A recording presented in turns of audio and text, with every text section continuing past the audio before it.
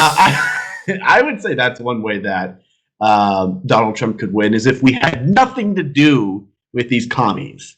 What do you think? Well, I mean, what the argument for eviction is this. First of all, the United Nations is an outgrowth out of a previously failed organization. You're too young to remember, but it's the League of Nations, which was formed after World War I by President Wilson.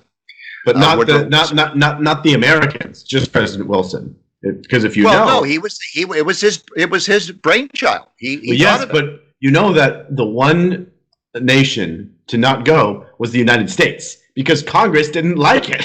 That's exactly right, and that's why it failed. That's exactly it's one of the reasons.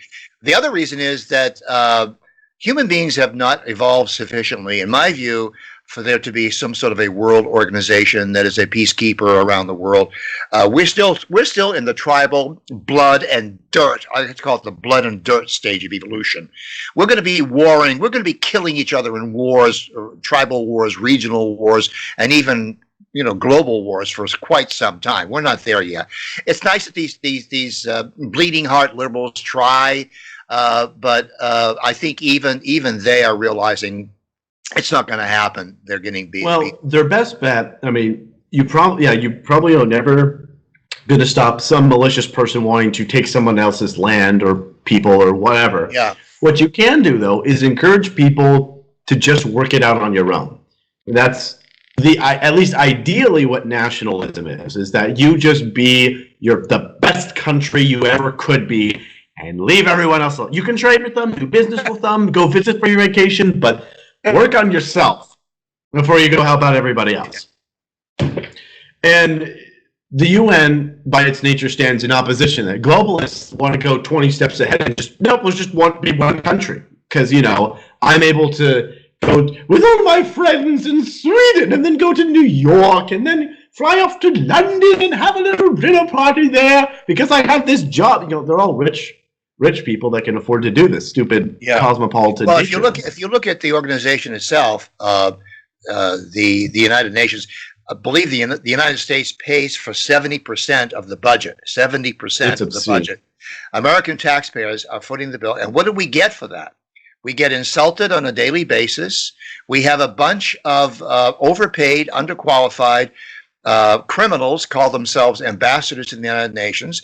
They have diplomatic immunity. So they can kill people, run them over with their cars, run up parking tickets. They can do things that no American citizen is allowed to do.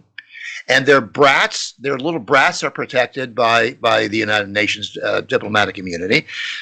And so they're a big pain in the ass, both financially and culturally. And they're dead set against the United States. They hate us. They hate the United States. And we're their landlord. We're their landlord, right? We pay for them to we basically are paying for them to sit around and talk about how evil we are. And you know who's telling us how evil we are? Countries like Russia, countries like China. Oh my goodness. Korea, what is Venezuela, China? What is Saudi Arabia doing on the Human Rights Council? Right. Right. You know which country I believe has received more human rights violation slap on the wrist from the Human Rights Council? Israel. And it's received those slaps from places like Jordan, Saudi Arabia, Iran. Oh my God, Egypt. I mean, oh my word! The most anti-Semitic places in the world. The last point I'd like to make. This would be a short podcast today, folks. But the last point I want to make is that anytime the United Nations has tried to do a peacekeeping in the Belgian Congo, for instance, in the 50s and 60s, and more recently with Iraq. The Iraqi invasion from Saddam Hussein, and Korea is the biggest one, the Korea Peninsula. My stepfather, for instance, served in Korea, and he came back and told us all these crazy stories. But that's how useless the United Nations peacekeeping interventionists. I have a solution. We can just send them back to Vienna, because I don't know if you know this, folks. They actually have a HQ down in Vienna, Austria, where they eat those stupid little chocolates and talk about how they want to run the world by slapping America and Israel on the wrist. Right. That's how they. That's how the whole idea. What they're trying to do is they're trying to produce They're trying to produce a world government, one world government, which is the very essence of communist, Marxist economics and politics. That's what they're trying to do.